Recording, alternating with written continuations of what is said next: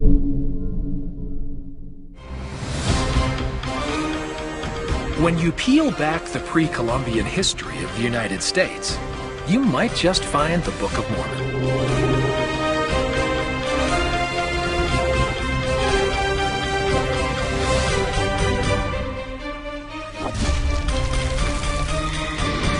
Hidden in the Heartland.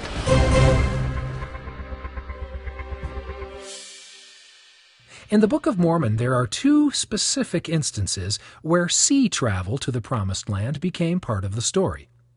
In Ether chapter 6, the brother of Jared and his family travel the open ocean in approximately 2200 BC. A few hints on the whereabouts of their travel include the winds were furious, they avoided the monsters of the sea, and they traveled 344 days. In 1 Nephi chapter 17, after leaving Jerusalem and traveling east, Nephi was commanded to build a ship around 590 BC. In chapter 18, Nephi writes, "We did put forth into the sea, and were driven forth before the wind toward the promised land." The amount of time traveled was simply put, the space of many days. The mystery of ancient sea travel continues to amaze enthusiasts, especially when new evidence continues to make itself known. And I'm finding stuff from 2500 BC to 10,000 years old on the same site. In Ashland, Wisconsin, treasure hunter Scott Mitchen displays the large collection he's accumulated over the course of his time as a deep sea diver in an old schoolhouse. The Great Lakes have become a treasure trove for artifacts that span from 100 to thousands of years old. As you see, there's a lot of different artifacts in here, and it's treasures from all over the world. Some of the stuff in here is 4,500 years older than the pyramids of Egypt. Most of it's the Lake Superior region and Michigan.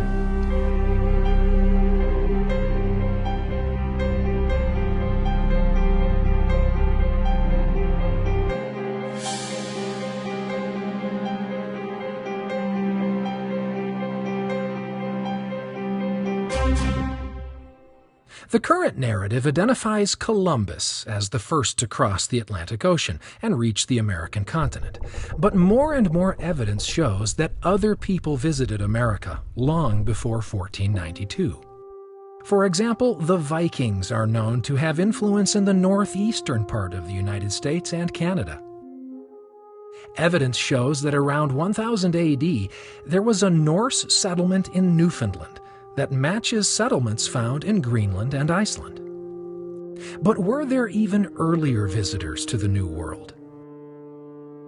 Archaeoastronomist Richard Moats gives his take on the evidence of how people might have traveled anciently to the New World. Right in Israel is a place called Galilee. And in Galilee, the people there carry a haplogroup marker called haplogroup X DNA. And the concentration around Galilee is about 27%. The only other place in the world where you find a comparable concentration of haplogroup X DNA is in southeastern Canada, specifically around Nova Scotia, and that concentration is 27%. And when you track the DNA marker around the world, we see that it did not come across the Beringia land bridge, because there isn't hardly any or none in Russia. There's none or hardly any in Alaska. It came directly across the ocean. How did it get here? Ocean navigation. The Bible gives a few examples of ships sailing to unnamed lands. The ships of Tarshish, for example, were known to bring back goods like gold, silver, iron, tin, and lead every 3 years. But from where?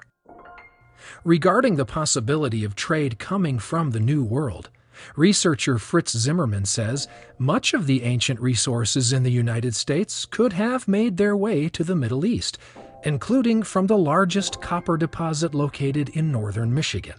There was migrations to North America as early as 3000, 2500 BC with the extraction of the copper up at Isle Royal. And I think it was the copper that was here, the best copper in the world was Isle Royal, was 99.9% pure. So copper culture, or we're looking at the Bronze Age, where copper was equivalent to gold. You couldn't get enough copper to make bronze. I always try to think of the financial aspect of people coming over here, and you can't dismiss that. Money drives people to do extraordinary things. Another historical hint of ancient sea travel is in the Apocrypha, recalling the 10 tribes being carried away prisoners over the waters to a land where no man had dwelt. And ancient historian Josephus provided a hint that supports the story of the Jaredites. When commenting on the confounding of the languages during the Tower of Babel, he stated, "Each colony took possession of that land which they light upon, and unto which God led them. There were some also who passed over the sea in ships and inhabited the islands." In modern times, adventurers have challenged the status quo, such as Thor Heyerdahl. Possibly his most notable voyage was known as the Kontiki expedition in 1947. His goal was to demonstrate that ancient people could have made long sea voyages, explaining how early cultures could have migrated from one continent to another. With the Kontiki, Heyerdahl constructed a hand-built raft and traveled west 5,000 miles from South America to the Tuamotu Islands. Another such expedition was more recently accomplished by adventurer Philip Beale. In his book, Sailing Close to the Wind, Beale focuses on the ancient maritime trading culture known as the Phoenicians. Well, I'm a Brit. I started off my career, I guess, as an adventurer, traveller, entered the Royal Navy. I sailed a couple of Her Majesty's ships, and then I decided that that wasn't quite enough adventure for me, so I wanted to get into and got into recreating the voyages of peoples migrating from one area to another area. When I was a 13-year-old, I had read the Thor Heyerdahl Kontiki expedition, so that was a huge inspiration for me, if you like. That was my initial inspiration. I had looked at who were the first people to trade with Africa and around Africa, and that's where the idea of recreating Herodotus's voyage around Africa came from.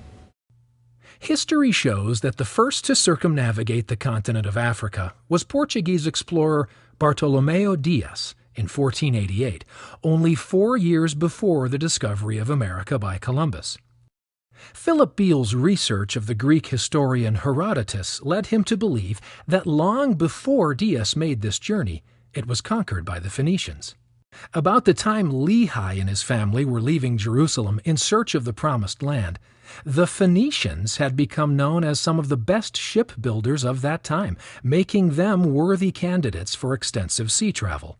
They were also well known for trade, traveling to far-off places and returning with goods that were not indigenous to the Middle East.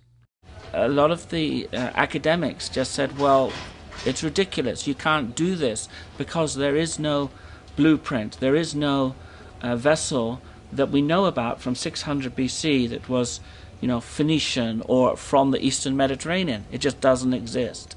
And we spent 2 years looking at all the information, and then some Greek colleagues said, actually there is a vessel, and they said this vessel has been excavated by Professor Pommet, who is from Aix-en-Provence University.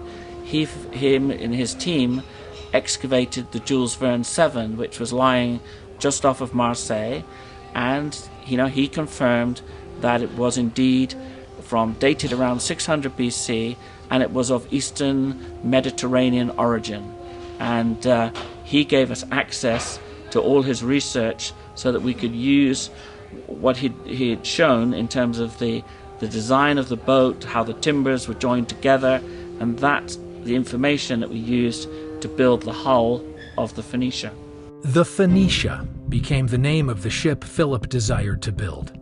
Researching the structure of the Jules Verne 7, Beale and his team spent 9 months constructing a ship to be as close as possible to that of what a Phoenician ship would have looked like in 600 BC, and sail safely around the entire body of Africa.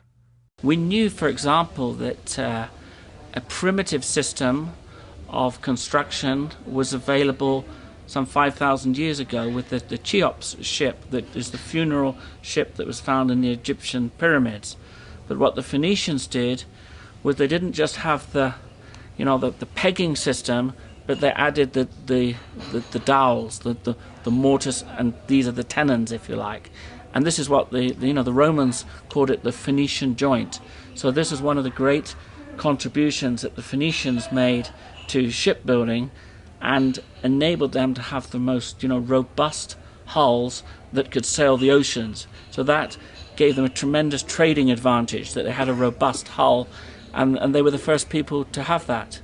Starting in Syria, Philip and his crew traveled for 2.5 years, circumnavigating the entire continent of Africa. We'll have proven that it could sail around Africa without any problem in a Phoenician boat. So, starting from Egypt and the Suez Canal, then we went to Sudan, the Yemen, down to the Comoros Islands, Mozambique, South Africa, up to St. Helena and the Azores, which is obviously Portuguese, and then into Gibraltar and back to Carthage in Tunisia, Malta, Lebanon, and Syria. So yeah, we did quite an incredible tour of Africa and the Middle East.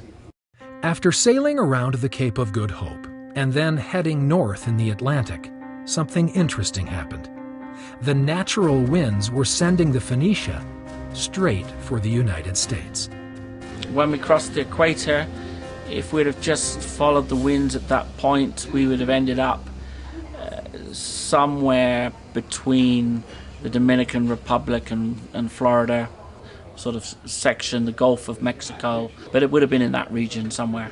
As the Phoenicia reached a mere few hundred miles away from the coast of Florida, the crew fueled another debate. Did the Phoenicians reach America 2,000 years before Columbus? This idea was sparked by another stop along the way, the Azores Islands. The Azores is an amazing, collection of islands, some 900 miles out into the Atlantic Ocean. The prevailing winds and currents come from the west. So if you're sailing there in an ancient ship that you can really only sail downwind, you'd have to go all the way around to get to the Azores. The likelihood is that ancient sailors, Carthaginians, may well have got to America on the return journey would have discovered the Azores. Some 200 years ago, a pot of Carthaginian coins was found there, and this pot of coins was partly taken to the King of Spain, and it ended up with a Swedish coin collector. This whole thing, to me, indicates that the ancients were far more active in the Atlantic than we give them credit for before Christian times.